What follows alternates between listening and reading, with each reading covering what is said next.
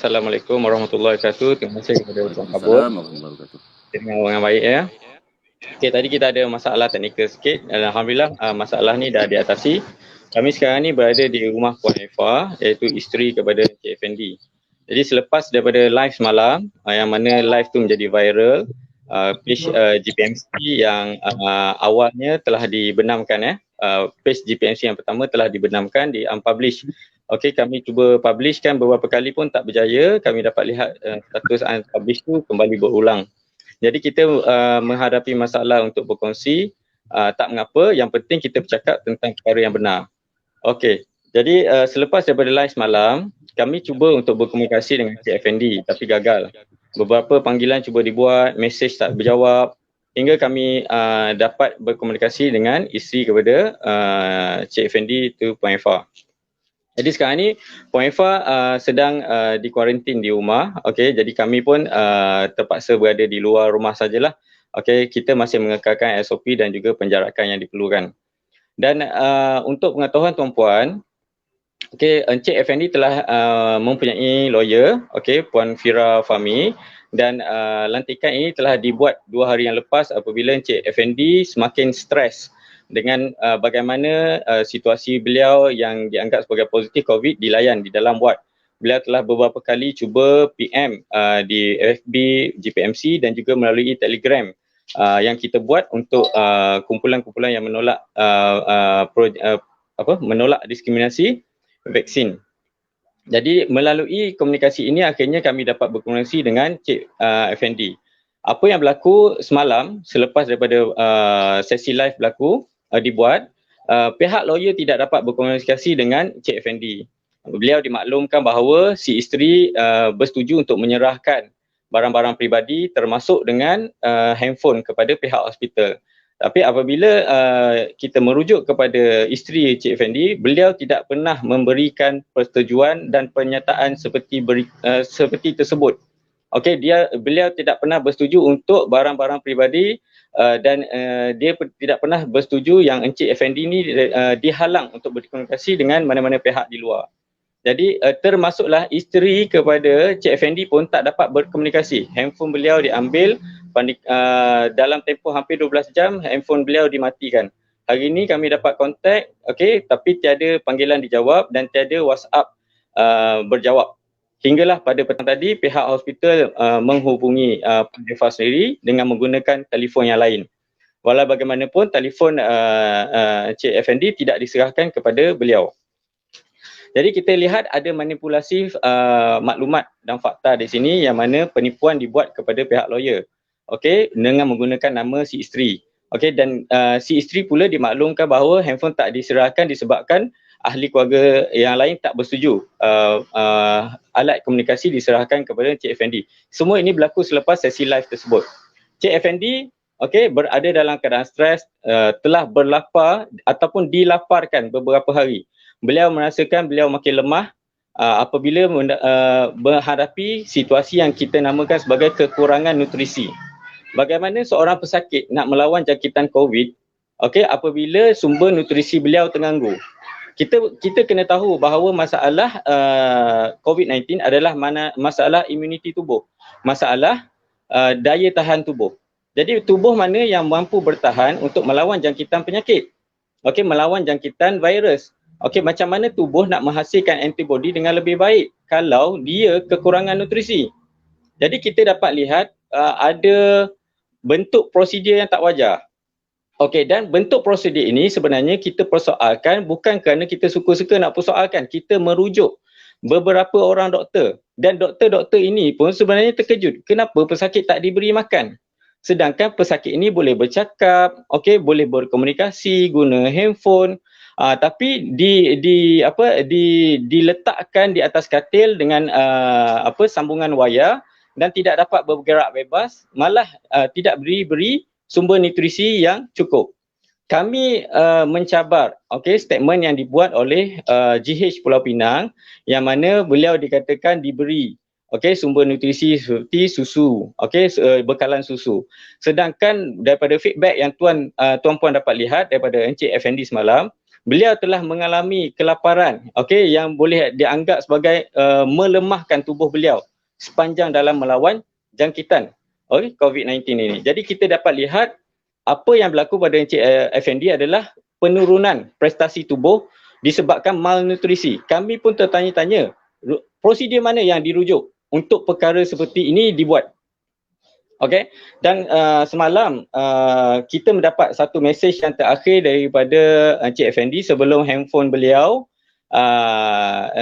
tidak diambil lah. Okey, beliau mengatakan selepas dia membuat perbincangan dengan Dr. Bius di hospital, dia memberitahu kepada pihak hospital memang BAR dah bagi tahu pasal tidak mahu intubate tu.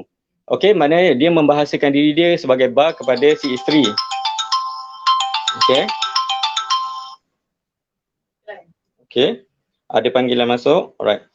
Sebab BAR dah bagi tahu tak mahu intubate sebab BAR sendiri, okey. Okey, BAR sendiri. Okey, saya kena matikan signal ni. Okey, sebab BAR sendiri duk ada dalam ward yang penuh dengan pesakit intubator. Dari segi BAR lihat diorang walaupun dah kena tidur, bacaan pernafasan BAR lagi okey dari orang yang kena intubate. Okey, kerana itu beliau berusaha melawan daripada kena intubate. Dan ada seorang makcik yang sebelah BAR ni dah 2 minggu intubate, masih teruk juga pernafasannya. Bacaan meter BAR lagi cantik dari diorang yang dah kena kasih tidur. Dan sendiri tadi dengarkan doktor tu bagi tahu, intubate ada yang survive, ada yang tak survive. Okey, ni lepas diorang kurangkan dos oksigen tahap paling rendah, okey, dada BAR dah tak bergegar. Okey, sekarang sebelum ni beliau juga mengadu bahawa kadar oksigen yang diberikan kepada beliau menyebabkan okey, dada beliau sakit. Jadi isu-isu tentang kadar oksigen, okey, kekuatan oksigen, tekanan yang diberikan kepada sakit juga satu persoalan yang kita perlu penjelasan yang lebih lanjut. Kenapa dengan pemberian oksigen, okey, pesakit mengalami sakit dada yang lebih teruk. Kita tak nak perkara-perkara sebegini berlaku dan kita memberi alasan inflamasi yang berlaku pada paru-paru hanya daripada COVID-19 sahaja, daripada jangkitan sahaja, bukan kerana daripada prosedur yang dibuat. Okey, lepas dia orang kurangkan dos oksigen tahap paling rendah, dada BAR dah tak bergegar dan badan kalau bergerak kiri kanan tak rasa penat pun. Okey, ini adalah maklum balas daripada pesakit yang sedar. Kalau pesakit yang ditidurkan, yang tak sedar, okey, kita tak tahu kecederaan yang berlaku dalam tubuh tu sampai tahap mana. Kalau guna oksigen yang awal tu, bila sedut sahaja terus batuk dan sakit dada. BAR kisah, okey. Okey, sekarang ni ini adalah update terakhir daripada beliau semalam pada pukul 3 pagi. Okey, dan dia sendiri menyambung bahawa BAR tak tahu dia tak tahu apa yang disumbat dalam ubat BAR. Tadi BAR tertidur sampai kering tekak, rasa macam nak hilang nyawa. Jadi dalam sejak tempoh 4 hari yang lepas, okey, sekarang ni dah boleh dianggap sebagai 5 hari, okey. Tadi kita mendapat satu panggilan, okey, bukan kita, panggilan dibuat kepada si isteri lebih kurang dalam jam 9 lebih dan termasuk 6:30 petang tadi menyatakan bahawa beliau diberi susu dan juga diberikan sepotong roti. Okey, dan ini pun berlaku selepas perkara ini viral. Jadi kalau dengan seorang pesakit mengalami keadaan macam ini, bagaimana dengan ratusan pesakit lagi yang terpaksa melalui prosedur yang sama? Sebelum saya tiba di sini, saya telah berbual hampir 15 minit dengan seorang doktor. Beliau sendiri menyatakan sebenarnya mereka pernah berspekulasi membuat andaian. Tapi kita tidak boleh ataupun tiada kemampuan untuk membincang secara publik perkara ini kerana tiada pengesahan. Kita tidak tahu bagaimana ataupun apakah bentuk prosedur yang dibuat di dalam hospital itu sendiri dan bagaimana pesakit dirawat. Kita dapat lihat ratusan kematian berlaku selepas pesakit ditidurkan. Dan sebenarnya perkara ini telah dibincangkan tahun lepas lagi, terutamanya situasi di US. Selepas pesakit ditidurkan dan diberi ventilator ataupun dibekalkan oksigen melalui ventilator, maka kematian berlaku dengan lebih banyak. Jadi di sini, okey, kebanyakan pesakit sendiri tak faham bagaimana cara dia dirawat. Dan sesetengah rawatan menyebabkan tahap kesihatan beliau, tahap prestasi tubuh semakin menurun dan semakin sakit teruk. Hingga oksigen semakin turun. Semakin tinggi rawatan diberi, okey, semakin banyak aktiviti rawatan diberi, oksigen menjadi semakin teruk. Ini adalah feedback daripada pesakit-pesakit yang merasakan prestasi kesihatan mereka makin teruk dan mahu dikeluarkan. Tapi jika beliau bersetuju untuk ditidurkan, berkemungkinan beliau tidak akan bangkit lagi hinggalah kemungkinan untuk kematian berlaku. Kerana itu beliau melawan, okey, beliau melawan dan membantah dan tidak bersetuju dengan prosedur untuk beliau ditidurkan hingga hari ini. Dan kami dimaklumkan dalam video call yang terakhir dari pihak hospital dengan si isteri tadi, termasuk dengan ditunjukkan video call bersama si isteri, okey, bahawa beliau diterima, permintaan beliau untuk tidak ditidurkan diterima. Cuma untuk diminta discharge daripada hospital sudah agak kurang baik disebabkan prestasi paru-paru beliau yang makin teruk. Jadi kita mengharapkan pemulihan berlaku pada beliau dan kita minta untuk membekalkan beberapa bahan makanan, dan nombor satu kita akan sampaikan kepada pihak hospital adalah liposomal vitamin C, yang mana kita nak mengurangkan inflamasi yang berlaku dalam tubuh beliau. Okey, perlu ada peningkatan nutrisi. Untuk menghasilkan antibodi, sel darah putih kita yang bekerja menghasilkan antibodi. Jadi sel darah putih kita ni daripada mana sumber untuk dia hasilkan lebih banyak antibodi kalau badan sendiri tak ada sumber. Dan kalau kita tengok kepada proses rawatan dibuat, tiada peningkatan yang berlaku pada tubuh. Dan kita dapat lihat dan berdasarkan pernyataan daripada pihak perubatan sendiri, dia bergantung kepada daya tahan tubuh individu itu sendiri. Kalau tubuh pesakit tidak dapat bertahan, bermakna insya-Allah ataupun berkemungkinan besar beliau mungkin akan meninggal semasa dalam rawatan. Jadi di sini kami berpuas hati dengan tahap perubahan layanan yang diberikan kepada Encik Effendi, dan kita mengharapkan Encik Effendi dapat discharge dalam secepat mungkin.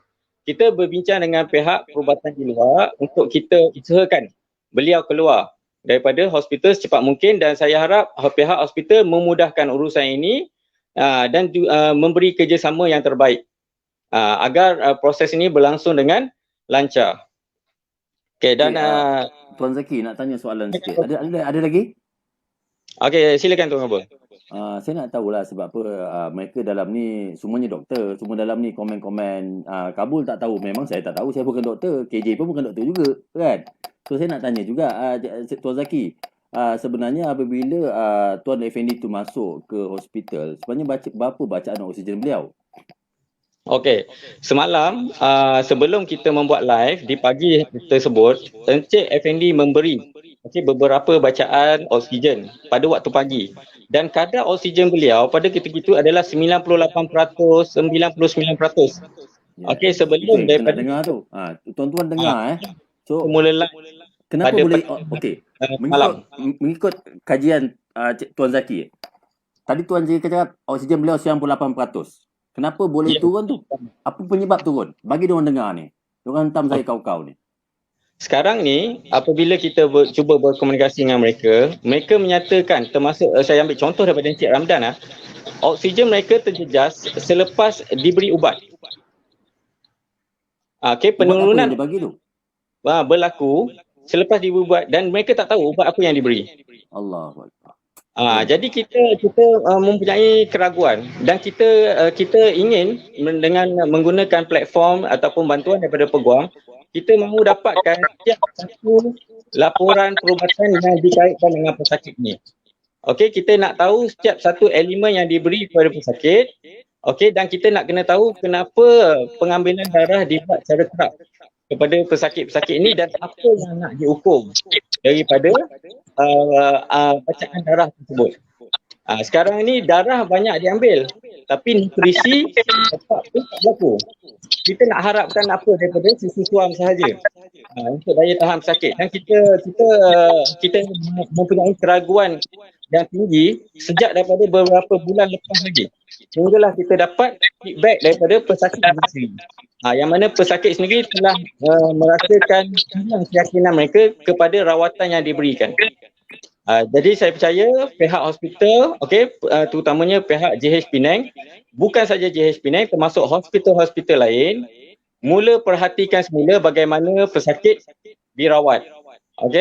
Kami memandang berat perkara ini dan kita mengharapkan ada siasatan diraja ataupun siasatan daripada pihak tertinggi negara terhadap prosedur-prosedur yang dibuat dan dicipta dalam merawat pesakit. Mereka boleh cerita beberapa orang pesakit yang sembuh ni.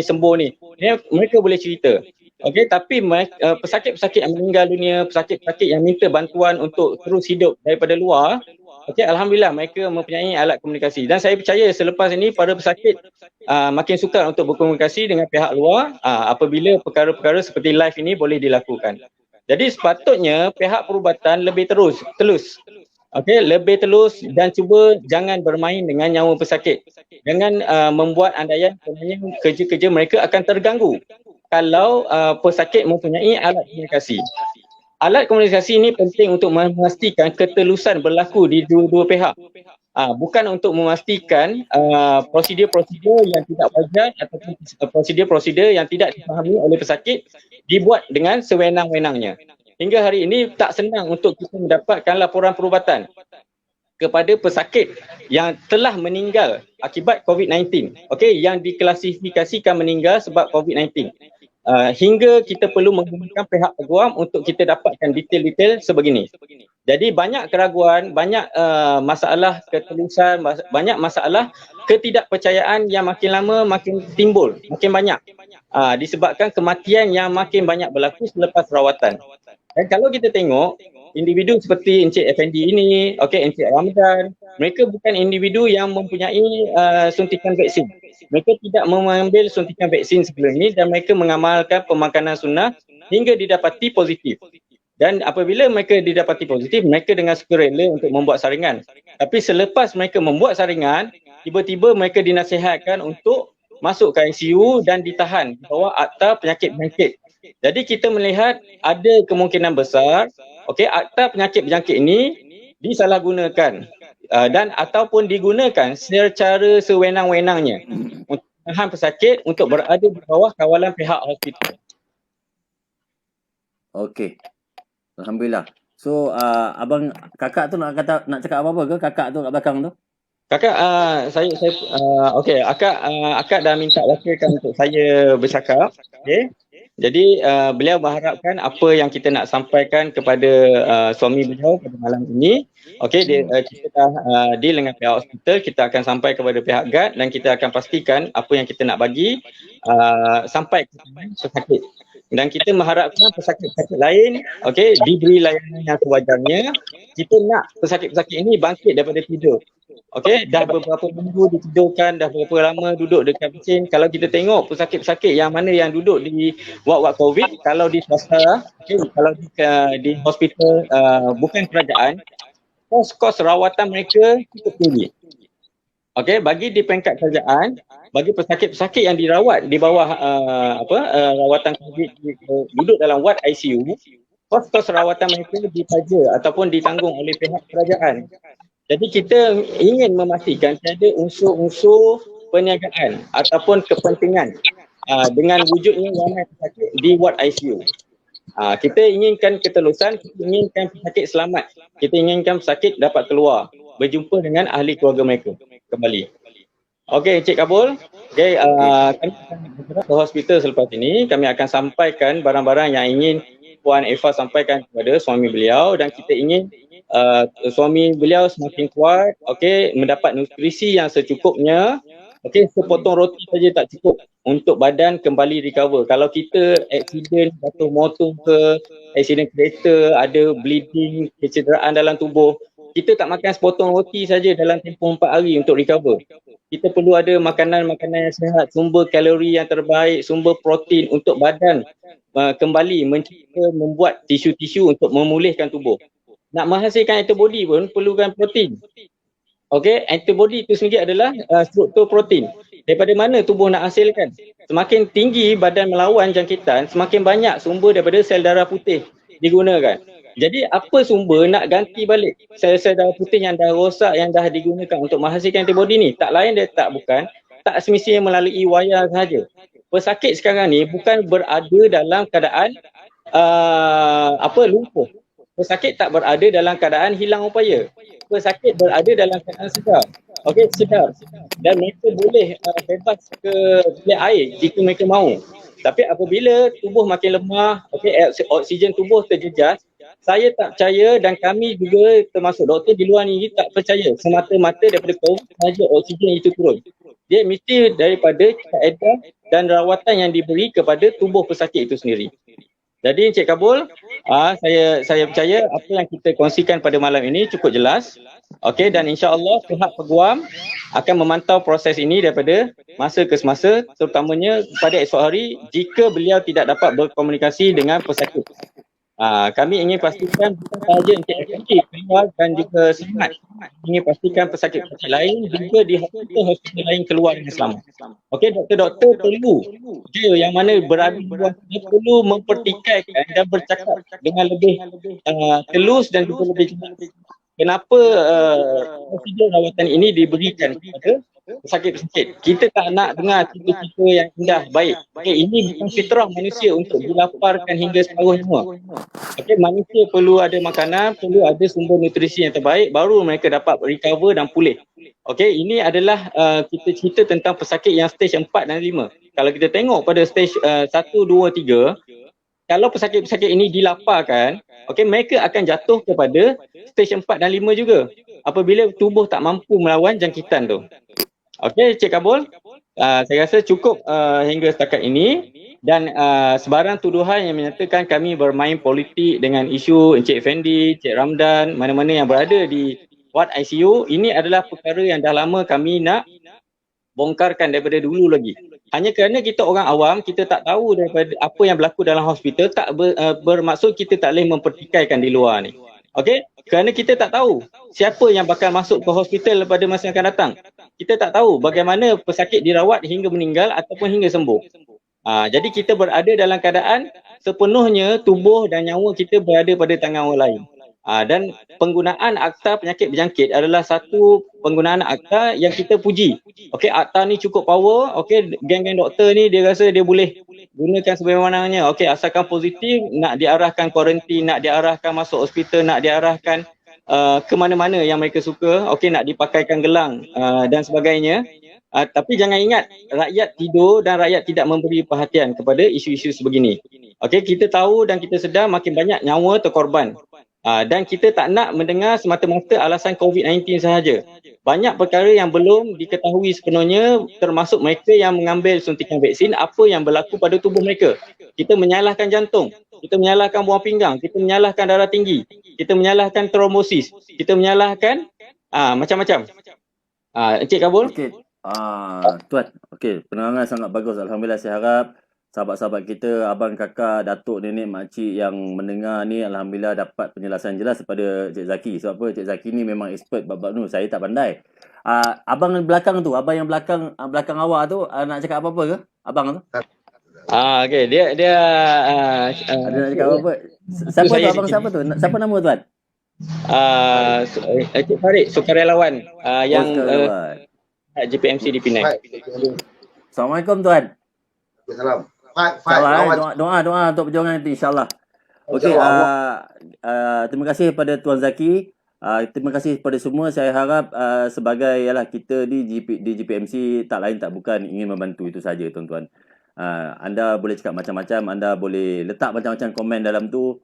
Anda boleh kat thread yang video-video yang beberapa hari lepas ni semua komen macam-macam, cakap saya memang tak pandai. Saya tak nafikan saya memang tak pandai lah. Tapi kalau anda cakap anda dah masuk hospital, anda takut, kita cuba bantulah. Itu memang polisi Tok Ki. Ini fitrah manusia. Kalau manusia rasa selamat, kenapa dia perlu minta diselamatkan?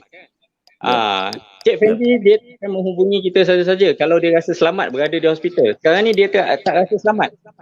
Dan di sini kita ada bersama isteri dia dan juga anak-anak yang nak jumpa balik ayah dia. Kalau kita menerus perawatan sebegini, makin lama makin lemah, makin lama makin tak pulih, in the end akan jenazah saja. Kita tak nak perkara itu berlaku. Baik. Mana Abang Zul kita? Abang Zul insyaAllah. Abang Zul tak masuk. Okey. Tak diri ya. Boleh ya? InsyaAllah tuan Ya. Okey, ada apa-apa? Last ada? Okey, mungkin GPMC page backup ni pun akan diserang lagi. Tapi ini adalah kita sampaikan daripada peringkat rakyat, peringkat orang ramai. Dan insya-Allah kita takkan walaupun kalau serang kita buat balik lah. Saya berhati-hati. Tapi perkara yang benar tak boleh nak sembunyikan. Kita bercakap tentang keselamatan rakyat dan setiap orang kat sini ada ahli keluarga. Kita bukan nak sangat COVID ni. Tapi kita tak nak isu COVID ni ditunggang untuk menganiaya rakyat atas agenda-agenda tertentu. Kita tak nak perkara itu berlaku. Baik. Okey, Tuan Kabul, saya kena minta diri dulu. Okey, Encik Zaki, terima kasih banyak-banyak. Teruskan perjuangan di Penang, bantu sahabat kita tu, 2 orang tu. Dan saya dipahamkan yang dekat Pahang tu macam mana Pahang tu? Cuba intro sikit. Okey, kita telah memberikan semua nasihat yang diperlukan. Okey, kita ingin pastikan keselamatan beliau walaupun kita percaya COVID-19 jangkitan yang beliau hadapi adalah jangkitan yang boleh dikatakan hampir tamat. Dia dah tak ada simptom, okey. CT value dia dah 33 dan ke atas. Jadi dia sebenarnya adalah pesakit yang telah sembuh daripada COVID. Tapi oleh kerana pihak di sana berkeras untuk pastikan beliau masuk juga ke PKRC, okey, kita memberikan nasihat yang terbaik untuk beliau membuat keputusan yang terbaik. Dan beliau diugut macam-macam. Beliau diugut macam-macam. Okey, kita akan pastikan beliau selamat keluar selepas 14 hari akan datang. Itu saja. InsyaAllah. Okey. Abang belakang tu, terima kasih. Kakak, saya doakan yang terbaik untuk akak.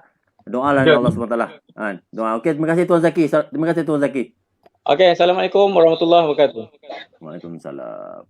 Okey, Abang Zul. Sihat dah Abang Zul Ya. Dah sampai rumah dah? Dah sampai rumah. Alhamdulillah. Okey, Abang Zul. Ada 5 minit untuk Abang Zul insyaAllah. Pandangan Abang Zul, macam mana ni apa yang berlaku ni? Ya, daripada penerangan yang disampaikan oleh saudara Zaki tadi, kita nampak peraturan perubatan di KKM sudah berubah sangat. Kan? Nampaknya protokolnya tak nampak macam nak menyelamatkan orang, tapi macam ada agenda jahat yang kita tak tahu apa yang berlaku. Umpamanya mereka menghalang alat hubungan telefon, tak dibenarkan. Ini satu benda yang pelik lah. Biasanya orang masuk handphone boleh masuk hospital boleh bawa handphone, tapi dihalang. Ini apa tujuannya? Supaya mereka tak dapat beritahu apa keadaan mereka pada keluarga ataupun orang yang rapat dengan mereka, dengan isteri dia. Mustahil tak dibenarkan. Ini satu kezaliman, kan? Tiba-tiba nanti nak ditidurkan saja. Kita kena tahu sebagai keluarga apakah berlaku pada orang yang kita sayang di dalam. Dan juga kita lihat dia ni masuk hospital dengan result positif, berarti PCR punya hospital punya result. Dan PCR ni mengikut CDC, Center of Disease America, dah tak boleh pakai. PCR ni menipu. Cycle yang dibenarkan pakai 24, 25, mereka pakai 35 ke 40. Jadi ini PCR ini tak boleh pakai. Tapi mereka tak bagi alternatif lain. Umpamanya kita nak buat kita punya test untuk confirm. Sebab banyak orang yang positif, apabila dites dengan RTK, dia orang dapat negatif. Jadi PCR ini ada question mark. Memang tak boleh pakai. Tapi yang paling peliknya, orang yang sakit punya badan tak nak berubat di hospital nak tahan. Kan? Dengan berbagai-bagai reason. Kita tahu kita tak nak masuk hospital sebab hospital tak ada perubatan untuk COVID. Dia sungguh kita mati. Dia suka tengok kita sesak nafas. Bila sesak nafas, dia bagi oksigen. Oksigen pula bagi berlebihan. Sedangkan orang yang pakai oksigen beritahu, oksigen tu bukan melegakan, malah menyakitkan lagi. Kan? dada mereka. Kerana badan kita ni tak perlu banyak sangat oksigen yang 100%. Kita perlu dalam 40% aja. Tapi inilah yang berlaku. Kita lihat kawan kita masa datang sihat, tiba-tiba nak dimasukkan ke ICU dan sebagainya. Sampai peringkat nak ditidurkan. Astaghfirullahaladzim. Ini undang-undang mana? Sepatutnya apabila nak ditidurkan, kita kena dapat persetujuan keluarga. Kan? Keluarga kena datang tengok betul ke dia patut ditidurkan ataupun dia masih sihat. Kita kena tanya dengan punya diri. Jadi ini satu kezaliman. Nampak sangat mereka menjalankan apa yang disuruh oleh Freemason, WHO punya arahan, KKM ikut 100% sampai tak pakai otak. Otak tak digunakan lagi. Jadi ini saya ingat tak adil lah. Kalau berlaku pada keluarga kita pun kita akan marah. Patutnya kalau hospital tak ada ubat, kasihlah dia keluar. Ada borang risiko, dia tanggung sendiri risiko dia. KKM jangan cakap siapa nak tanggungjawab kalau dia mati. Kalau dia mati dalam hospital pun KKM tak tanggungjawab. Lepas tangan. Kan? Tak ada pampasan. Kata nak bagi pampasan 500,000 lah kalau kematian. Mana ada? Yang peliknya tak dibagi ubat. Nabi SAW kata orang sakit ada ubat. Kalau dia sesak nafas, kalau tak ada dalam wad, kita boleh bagi dia bunga cengkeh. Dia hidu, dengan air panas dia akan lega. Tak payah oksigen. Tapi kita tak boleh bagi dia ubat ivermectin kata dadah. Padahal dah 40 buah negara pakai ivermectin berjaya. Jadi ini satu benda yang kita kena siasat ni. Doktor-doktor yang buat kezaliman ni, mungkin mereka ada agenda untuk naikkan angka kematian. Nak takutkan rakyat supaya mereka ambil third dose. Dos ketiga ada agenda jahat lah. Saya boleh cakap ada agenda jahat. Kenapa? Memasang ventilator pada badan orang yang macam ni adalah satu kekejaman sebenarnya. Ventilator ni dalam buku yang di New World Order adalah alat pembunuh. 95% orang pasang ventilator akan mati.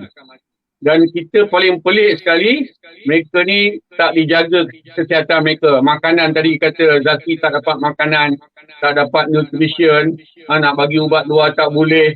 Mereka ni sibuk nak tidurkan orang.